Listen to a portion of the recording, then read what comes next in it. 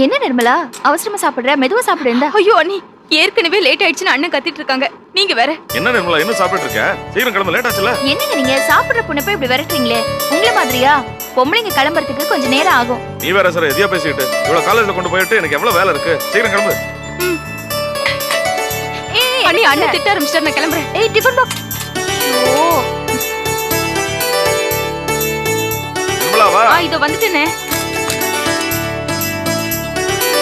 நிர்மலா இந்த tiffin box. அண்ணே ஒரு நிமிஷம் அண்ணே. என்ன என்னாச்சு நிர்மலா? அண்ணி அந்த வீட்ல இருந்து வரும்போது ஒரு முக்கியமான புக் விட்டுட்டு வந்துட்டேன். இன்னைக்கு அது கிளாஸ்க்கு எடுத்துட்டு போயே ஆகணும். அப்படியா? சரி நீ வீட்டுக்கு போய் எடுத்துட்டு நேரா காலேஜுக்கு போயிடு. ஐயோ ஏற்கனவே லேட் ஆயிடுச்சுன்னு அண்ணன் கத்திட்டு இருக்காரு. இது சொன்னா கொன்னே போட்டுருவார் அண்ணி. ஐயோ என்ன புக் வேணும் Nirmala? 4th semester ancillary physics book வேணும். என்கிட்ட இருக்கு, நான் வேணா கொடுக்குறேன். என்னங்க அந்த பிசிக்ஸ் புக் எடுத்துட்டு வாங்களே. நீ காலேஜ் போயிட்டு வந்து என்கிட்ட கொடு. ஆமா உங்களுக்கு ஏது அந்த புக்கு? நான் கரஸ்ல பண்றேன். நிஜமாவா? ஆமா ஆமா பிசிக்ஸ் ரொம்ப கஷ்டமாச்சே. டியூஷன் ஏதாவது வச்சிருக்கீங்களா? அதான் ப்ரொஃபசர் இருக்காரே. ப்ரொஃபஸரா? என்ன சொல்றீங்க? என் ஹஸ்பண்ட சொல்றேன், அவர் தான் எனக்கு டியூஷன் எடுக்கிறாரு. அப்படியா? அதோ இந்தா. ரொம்ப தேங்க்ஸ். கிளம்பு கிளம்பு. நீங்க படிக்கிறீங்களா? என்கிட்ட சொல்லவே இல்ல. அதான் இப்ப தெரிஞ்சிருச்சே. ஆமா நீங்க 2 பேரும் படிச்சவங்க, எதுக்கு டீ கடை வச்சிருக்கீங்க? டீ கடை ஒரு சுதந்திரமான பணமாக தானே வச்சுங்களேன். பேர்கிட்ட வேலைக்கு சேர்ந்தா அவன் சொல்கிறதெல்லாம் கேட்கணும், அவங்கள்ட்ட கை கட்டி நிற்கணும், ஒவ்வொன்றுக்கும் பெர்மிஷன் வாங்கிட்டு இருக்கணும். நம்மளே முதலாளி ஆகிட்டா அந்த பிரச்சனையில் பாருங்க. அதான் டீ கடை வச்சேன், முதலாளி ஆகிட்டேன். சரி கடையில் இருக்கேன். சரி நானும் வரேன். தேங்க்ஸ்.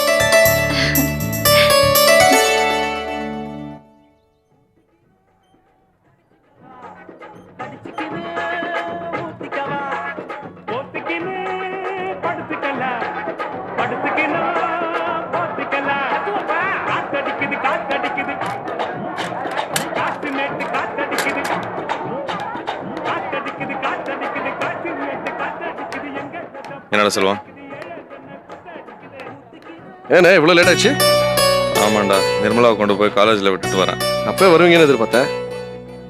என்னடா பண்றது? பாவம் நிர்மலா ரொம்ப நொந்து போயிருக்கா. காம்பவுண்ட் வீட்டில் இருந்தால் கொஞ்சம் மாறுதலாக இருக்கும், அதான் அங்கே கொண்டு போய் வச்சுக்கிட்டேன். கரெக்டு தானே. உங்கள் வீட்டு பக்கத்தில் இருக்கிறவங்களெல்லாம் பார்த்து பேசி பழகினாலே ஒரு சேஞ்சாக இருக்கும் நிர்மலாக்கும். சரி கணக்கெல்லாம் எழுதிட்டியா? அதெல்லாம் க்ளீனாக எழுதிட்டேன். அண்ணே சொன்னா நம்ப மாட்டீங்க, இந்த ஒரு மாசம் மட்டும் டர்ன் ஓவர் 1.5 லட்சம் ரூபா வந்திருக்கு. அத்தனை செலவுகளும் போக லாபம் மட்டும் 40,000 ரூபாய் நிக்குதுன்னு. சுந்தரையா கொடுக்க வேண்டிய ஷேர் நான் சேர்த்துல இருந்தாலும் 40,000 நிற்கும். பரவாயில்லடா, நான் எதிர்பார்த்ததை விட கடை ரொம்ப நல்லாவே வந்துச்சு. உண்மையிலேயே நானே எதிர்பார்க்கல. முதல் மாசத்துக்கு இது பெரிய விஷயம். ஆனா நீங்க ஏற்கனவே மார்க்கெட்ல புழங்கிட்டு இருந்ததுனால தான் இவ்வளவு ஈஸியா இருந்துச்சு. இன்னும் போக போக பார், நல்லா கூட்டி காட்டுறேன். நிச்சயமாண்ணே, எனக்கு நம்பிக்கை இருக்கு. ஆனா ஒரு சின்ன பிரச்சனைண்ணே. என்னது? மொத்த டர்ன் ஓவர்ல கிட்டத்தட்ட 25% லாரி வாடகைக்கே போகுதுண்ணே. அது இல்லைன்னா இன்னும் ஜாஸ்தி லாபம் நிற்கும். நம்ம சொந்தமா லாரி வாங்கிடலாமாண்ணே? பணம் எங்க எதிரா வரும்? பேங்க்ல லோன் போட்டுக்கலாண்ணே. பேங்கா? அவ்வளவு பணம் எவன்டா கொடுப்பான்? கொடுக்குறாங்கண்ணே. இந்த கடை யார் பேர்ல இருக்கு? அன்னி பேர்ல தானே இருக்கு. சுயமா பிசினஸ் செய்யற லேடிஸ்க்கு கோஆபரேட்டிவ் பேங்க்ஸ் லோன் கொடுக்குறாங்க. பரவாயில்லையே, இது கூட நல்ல யோசனையா தான் இருக்கு. ஆனா இதை பத்தி சுந்தரையாக தெரியக்கூடாது. ஏண்ணே, அவர்கிட்டயும் லாரி எடுக்கிறோம், தேவைப்படும் போது வெளியிலயும் லாரி எடுக்கிறோம். அதனால லாரி வாடகை கூடுதுன்னு தானே வாங்குறோம். இது அவருக்கு தெரிஞ்சா என்ன? நான் ஏதாவது சொல்றேன்னா அதுல அர்த்தம் இருக்கும். நான் சொல்ற வரைக்கும் சுந்தரையா கிட்ட இதை பத்தி பேசாத, சரியா? சரி.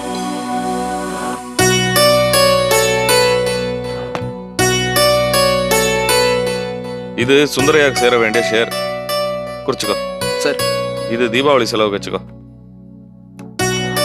என்னடா தீபாவளிக்கு எவ்வளவு கொடுக்குறீங்க? டேய், சின்ன வயசுல இருந்து ஒரு தீபாவளி கூட நம்ம கொண்டாடினதே இல்லை. எல்லாத்தையும் சேர்த்து வச்சு இந்த தடவை மொத்தமா கொண்டாடிடுவோம். அம்மாவுக்கு நிர்மலாக்கு உனக்கெல்லாம் ட்ரெஸ் எல்லாம் நல்லா எடுத்துக்க. தேங்க்ஸ். பாஸ்புக் எங்க? அது உள்ளே இருக்கு. சரி, நீ பாத்துக்க, நான் வந்துடுறேன். சரி.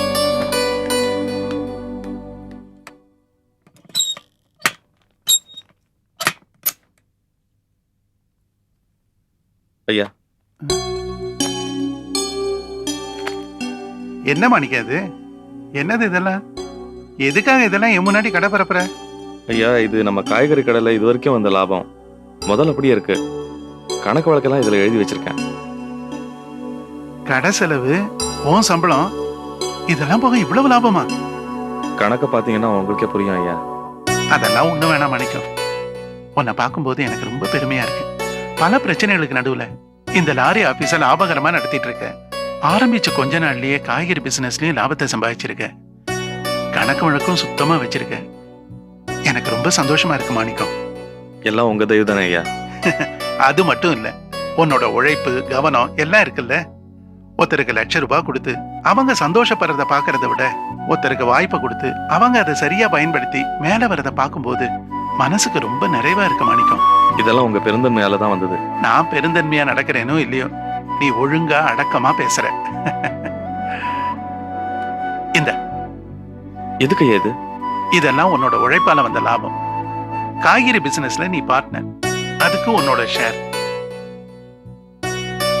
லாரி பிசினஸ்ல ஸ்டாஃப், அதுக்கு தீபாவளி போனஸ். நன்றி ஐயா. இந்த பேங்க்ல கட்டிடு. கேட்கணும்னு நினைச்சேன், அந்த சிவசாமி ரமேஷ் மூலமா ஏதாவது பிரச்சனை வந்துச்சா? இல்லைங்க. மறுபடியும் ஏதாவது பிரச்சனை பண்ணாங்க அவங்கள அடிச்சு புரட்டி எடுத்துரு. எதுவா இருந்தாலும் நான் பாத்துக்கிறேன். சரிங்க. ஏதாவது பிரச்சனை பண்ணாங்கன்னா நான் பாத்துக்கிறேன். கொஞ்ச நாளைக்கு நான் ஊர்ல இருக்க மாட்டேன், அவுட் ஆஃப் ஸ்டேஷன். அப்படிங்களா? எந்த ஊரு? என் பொண்ணு பாம்பேல இருக்கான்ல, அடிக்கடி ஃபோன் பண்ணி தொந்தரவு பண்றேன். எனக்கும் மெடிக்கல் செக்அப் பண்ண வேண்டியிருக்கு. அப்படியே போய் எல்லாத்தையும் பார்த்துட்டு வந்துடலான்னு இருக்கேன். அதான் எல்லாத்தையும் பொறுப்பா பாத்துக்க நீ தான் இருக்கியே. கவலைப்படாம போயிட்டு வாங்க ஐயா. எல்லாத்தையும் நான் பாத்துக்கிறேன். எத்தனை நாள் ஐயா? என்ன 2-3 மாசம் ஆகும். 2-3 மாசமா? ஆமாப்பா, போய் ரொம்ப நாளாச்சுல. போனோம் வந்தோன்னு வந்துட முடியுமா? இந்த வீட்டுல தனியா இருந்து சமயக்காரன் போறத சாப்பிட்டு சாப்பிட்டு நாக்கே செத்து போச்சுப்பா. ஒரு சேஞ்சா இருக்கும்ல. அதான் நீ இருக்கே, பத்திரமா பாத்துக்கப்பா. உனக்கு தலை தீபாவளியில? ஆமாங்க. தலை தீபாவளியே சந்தோஷமா கொண்டாடு. நான் ஊருக்கு போறேன். பிசினஸ்ல எந்த பிரச்சனையும் வராம பாத்துக்க. சரிங்க. நான் வரட்டுமா? சரி.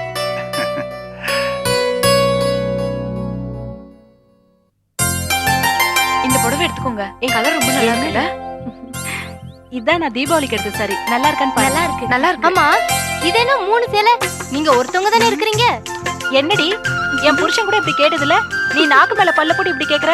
ஏன் நான் 3 புடவை எடுக்க கூடாதா? அப்படிலாம் இல்ல. தீபாவளினா ஒவ்வொருத்தருக்கும் ஒரு பட்ஜெட் இருக்கும். அதத்தான் அவ கேக்குறா. எனக்கும் பட்ஜெட் இருக்கு, ஆனா பெரிய பட்ஜெட். இது தீபாவளிக்கு எடுத்தது. இது கல்யாண காட்சின்னு கட்டிட்டு போறதுக்கு. இது வீட்டுக்கு கட்டிக்கிறதுக்கு. நல்லா இருக்கு. வச்சவங்க நீங்க. ஆமா, இதெல்லாம் செலக்ட் பண்றதுக்கு எவ்வளவு நேரம் ஆச்சு? ஒரு 3 மணி நேரம் ஆச்சு. 3 மணி நேரமா? என்னங்க, காது குத்துறீங்களா? இவ்வளவையும் செலக்ட் பண்றதுக்கு 3 மணி நேரம் தான் ஆச்சா? முழுசா கேளுங்க. ஒரு கடைக்கு 3 மணி நேரம், 4 கடை ஏறி இறங்குனேன். ஓ, இது என்ன லேட்டஸ்ட் மாடலா? அப்படிதான் கடைக்காரன் சொன்னான். ஆனா 5 வருஷத்துக்கு முன்னாடி இந்த டிசைன்லாம் வந்துருச்சு. நல்ல கலர். அப்போ இந்த டிசைனுக்கு சாவித்திரின்னு பேரு. கடைக்கார கிட்ட கேட்டேன், இது ஏற்கனவே வந்த டிசைன் தானேன்னு கேட்டா, அவன் அதுக்கு சொல்றா, இது சாவித்திரி சேலை பழைய டிசைனு, இது மீண்டும் சாவித்திரி புது டிசைன் சொல்றான். அப்படியா? அவனும் என்ன பண்ணுவான்? அதே நூலு 7 கலர் தான் உலகத்திலேயே இருக்கு. அதே வச்சு மாத்தி மாத்தி தைச்சிட்டு இருக்கான். ஆமா ஆமா, ஒரே மூஞ்ச வச்சுக்கிட்டு நம்ம டெய்லி அலங்காரம் பண்றது இல்லையா, அது மாதிரிதான் இதுவும். ஆமா. அக்கா, இந்த சாரியோட விலைலாம் எப்படிக்கா? அத ஏன் கேக்குற மீனா? பழைய டிசைனுக்கு புது பேர் வைக்கிற மாதிரி தான். விலையும் அப்படிதான். முதல்ல குதிரை விலை, இப்ப யானை விலை. யானை விலைன்னு சொல்லிட்டு தான் 3 சாரி வாங்குனீங்களாக்கும்? ஏய், கண்ணு வைக்காத. ஏதோ இந்த வருஷம் தீபாவளிக்கு தான் அவர் கை நிறைய காசை கொடுத்து புடவை வாங்கிக்கோன்னு சொன்னாரு. ஏன் இப்படி கண்ணு வைக்கிற? ரம்யா, ஒரு 200 ரூபாய் பணம் கொடு. எதுக்கு 200 ரூபாய்? என்ன எதிர்கேள்வி? வேணா வேணும். என்கிட்ட ஏதியா 200 ரூபாய்? நேத்தேட சுளையா எண்ணி வாங்கின. யோ, அது நீ துணிமணி வாங்குறதுக்காக கொடுத்தது. ஏடிய ஊரார் சரிக்கு 200 ரூபாய் பணம் கேட்டா 100 ரூபாய் செலவு பண்ணி போட்டு உனக்கு எதுக்கு இத்தனை சேலை? நீ என்ன பெரிய கவரமாக நினைப்பா? ஆமா, நீ கெட்ட கேட்டுக்கு கவர்னர் பொண்ணுதான் உனக்கு பொண்டாட்டியே வரப்போறா. துணிக்கு கொடுத்த காசை திருப்பி கேக்குறியே, உனக்கு வெக்கமா இல்ல? உங்க அப்பா அம்மாட்ட போய் ரூபாய் வாங்கி சேலை வாங்கினீங்க, அது ஏன் காசா கிடைச்சா? உன் காசுல துணி வாங்காம தெருவுல போறவங்கிட்டே வாங்கி துணி வாங்க முடியும்? நீ எல்லாம் ஒரு ஆப்லையா? ஏய், எதுக்கு பேசுற? அப்படிதான் நான் பேசுறேன். அடிக்கிற சட்டை ஏய் விடுறீ. ஏய், உன்னை கட்டிட்டு நான் சீரழிச்சிட்டு இருக்கேன். நான் தாயா உன்னை கட்டிட்டு மாரடிக்கிறேன். உன் மூஞ்சி மோர கட்டியும். நீ எல்லாம் ஒரு மனுஷனா? நான் இல்லைனா உன்னை எவையா கல்யாணம் பண்ணிருப்பா? தெரியுமா? அவங்க கழுத்தெல்லாம் தாலி கட்டணும். எங்க அப்பா சொல்லிருக்கா, உன் கழுத்துல தாலி கட்டணும்.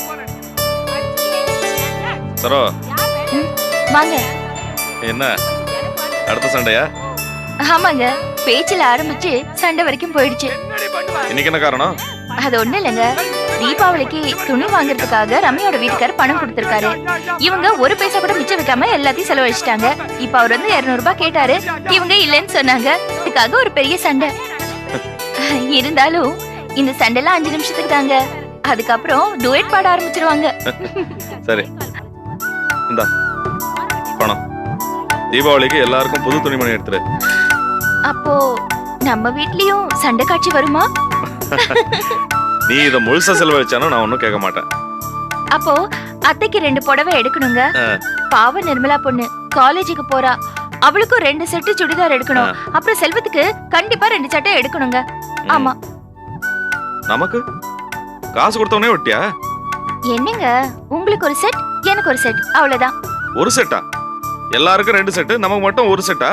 என்ன ஓரவஞ்சனை இது? அப்படி இல்லைங்க, தலை தீபாவளிக்கு எப்படியும் அப்பா 2 பேருக்கும் ஒரு செட் வாங்கி கொடுக்க தான் போறாரு. அதோட சேர்த்தா 2 பேருக்கும் 2 செட் ஆயிடும். ஓ பரவாயில்ல, பயங்கரமான கிளாடியா இருக்க நீ. சரி கொஞ்சம் காசு கூட. 2 நிமிஷத்துல கொண்டு வரேன். உன் கண்ணில் நீர் வழிந்தால் என் நெஞ்சில் உதிரம் கொட்டுதடி, என் நெஞ்சில் பாவையன்றோ கண்ணம்மா என் உயிர் நின்றதென்றோ. உன் கண்ணில் நீர் வழிந்தால் என் நெஞ்சில் உதிரம் கொட்டுதடி.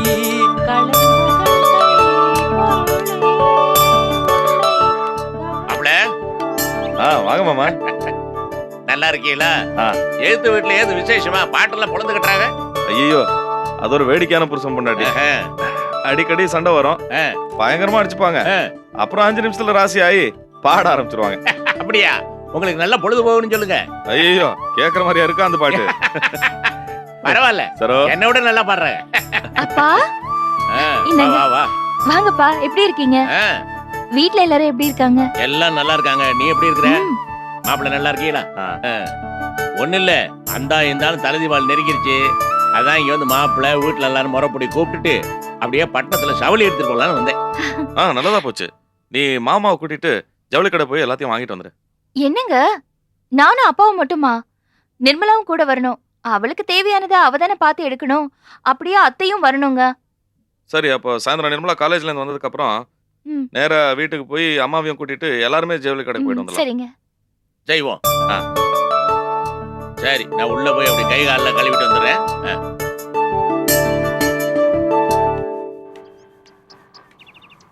மா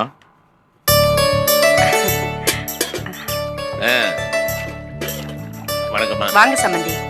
எப்ப வந்தீங்க? காலையில. நிர்மலா எப்படிமா இருக்க? நல்லா இருக்கேம்மா. அங்க இருக்கிற எல்லாரும் என் கூட நல்லா பழகுறாங்க. ஆமா, நீங்க தனியா இருக்கிறது கஷ்டமா இருக்காமா? இல்லம்மா, அதான் அந்த கிளவி இருக்கே. ராத்திரிக்கு செல்வம் வீட்டுக்கு வந்துடுறான். நீ பழையபடி மாறணுண்டி, அதான் எனக்கு முக்கியம். மாமா ஒரு முக்கியமான சம்பிரதாயத்துக்காக வந்திருக்காரு. என்னங்க சம்பந்தி? தலை தீபாவளி சம்பிரதாயம் தான். மாப்பிள்ளைக்கு சரோவுக்கும் இந்த வருஷம் தலை தீபாவளி இல்லையா? அதை முறைப்படி வீட்டுல கிராமத்துல தானே கொண்டாடின. அதுக்கு தான் ஜவுளி எடுத்துட்டு அப்படியே கூட்டு போலான்னு வந்தேன். குடும்பத்தோட கொண்டாடினா ரொம்ப நல்லா இருக்கு. நீங்களும் நிர்மலாவும் கூட வரணும். என்னங்க இது புது மாதிரியா இருக்கு? தலை தீபாவளிக்கு பொண்ணையும் மாப்பிள்ளையும் கூட்டிட்டு போய் தான் முறை செய்வாங்கன்னு கேள்விப்பட்டிருக்கேன். மாமியாரையும் நாத்தனாரையும் யாராவது கூட்டிட்டு போவாங்களா? ஏன் ராஜா ஆச்சரியப்படுற? இதுவரைக்கும் பிள்ளைங்களை பெத்தவங்க தான் பிள்ளைகளுக்கு தலை தீபாவளி கொண்டாடி அதுங்களுக்கு சீரும் சிறப்பும் செஞ்சு நல்லபடியா அனுப்பி வைக்கிறதாக கேள்விப்பட்டிருக்கேன். அந்த பிள்ளைங்களை பெத்தவங்களுக்கும் சீர் வறுத்து செய்யறாங்க அப்படின்னா அது இவர் ஒருத்தரா தான் இருக்க முடியும். ஏன் சந்தோஷப்பட வேண்டிய விஷயம் தானே? சந்தோஷமா எல்லாரும் போயிட்டு வாங்க. என்ன போயிட்டு வந்துட்டீங்க? நீங்களும் தானே வரணும். அதான் நான் பார்த்தேன். இவங்க தான் என்னை விட்டுட்டு போயிடுவாங்களா இல்ல நீங்க தான் கூப்பிடாம போயிருவீங்களா? அம்மா நான் சம்பிரதாயத்துக்காக சொல்லல.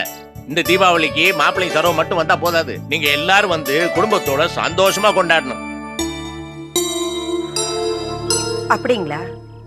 அது மட்டும் இல்லம்மா, நீங்க இத்தனை வருஷமா பட்டணத்திலே தீபாவளி கொண்டாடுறீங்க. ஒரு வாட்டி என் கிராமத்துல இருந்து கொண்டாடி பாருங்களேன் எப்படி இருக்குதுன்னு. போகலாம் ராசா. என்ன எப்படியோ செய்யுங்க. அத்தை நீங்க கிளம்புங்க அத்தை. கடைக்கு போய் அப்படியே புது ட்ரெஸ் வாங்கிட்டு வந்துடலாம். ஆமா, என்ன இப்ப வந்து கூப்பிடுறீங்க? அது அதுக்கு ஒரு நேரங்கால கிடையாதா? காலாகாலத்துல வந்து கூப்பிட்டு இருந்தா இந்நேரம் துணி எடுத்துட்டு வந்திருக்கலாம்ல. ஏன்டி அம்மா இப்ப போய் எடுத்தா நல்லா இருக்காதா அது? ஆமா, இந்த மாதிரி சாயங்கால நேரத்துல போனா பளபளன்னு லைட்டை போட்டு வச்சிருப்பான். ஒண்ணுமே இல்லாத துணி கூட பளபளன்னு தான் தெரியும். எடுத்துட்டு வந்ததுக்கு அப்புறம் ஒரே சலவையில ஒண்ணுமே இல்லாத போயிடும். அதுக்கு நேரங்காலம் இருக்கு. இப்படியா லேட்டா வர்றது? இல்லம்மா, நேரத்துல தான் கிளம்பணும். நிர்மலா காலேஜ்ல இருந்து வரணும் இல்லையா? அவ வந்ததுக்கு அப்புறம் ரெடி ஆகி கிளம்பணும். சரி சரி, இப்போ இன்னும் லேட் பண்ணிடாதீங்க, கிளம்புங்க. இத பாருப்பா, என்னால திடுதுப்புலாம் கிளம்ப முடியாது. நீங்க போய் துணி எடுத்துட்டு வாங்க, என்ன ஆள விடுங்கப்பா. சரோ, ஆ? நீ மாமாவை கூட்டிட்டு ஜவுளி கடை போய் எல்லாத்தையும் வாங்கிட்டு வந்துரு. கடையில கொஞ்சம் வேலை இருக்கு. சரிங்க.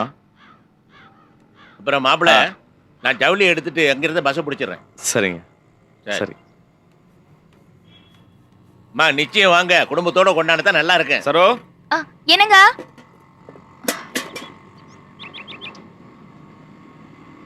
என்னங்க? சரோ, துணி எடுக்கும்போது மாமாவுக்கும் சேர்த்து எடு. நல்லா காஸ்ட்லியா எடு.